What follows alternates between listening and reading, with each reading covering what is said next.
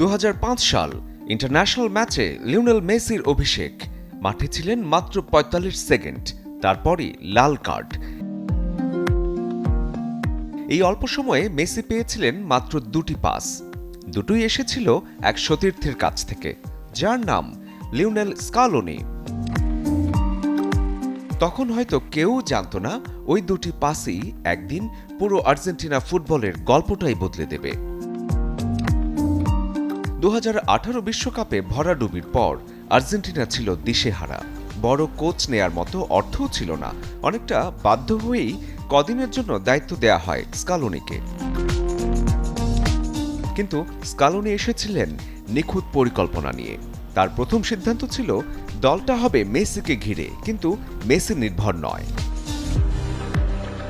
Pablo আইমার, Walter স্যামুয়েলদের নিয়ে গড়ে তুললেন এমন এক দল যেখানে সবাই মেসির জন্য দৌড়াবে, আবার প্রয়োজনে মেসিও দলের জন্য লড়বেন।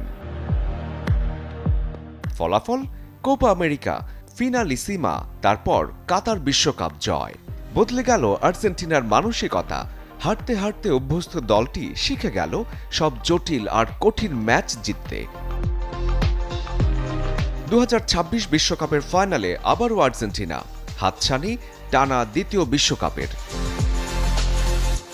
আর্জেন্টিনার এই বদলে যাওয়ার পেছনে হয়তো সবচেয়ে গুরুত্বপূর্ণ পাসটি এসেছিল স্কালোনির কাছ থেকেই। তাই সেই 2 পাস আর 2 বিশ্বকাপের গল্প এখন স্কালোনিকে ঘিরেই। শরীফুল হক, চ্যানেল 24।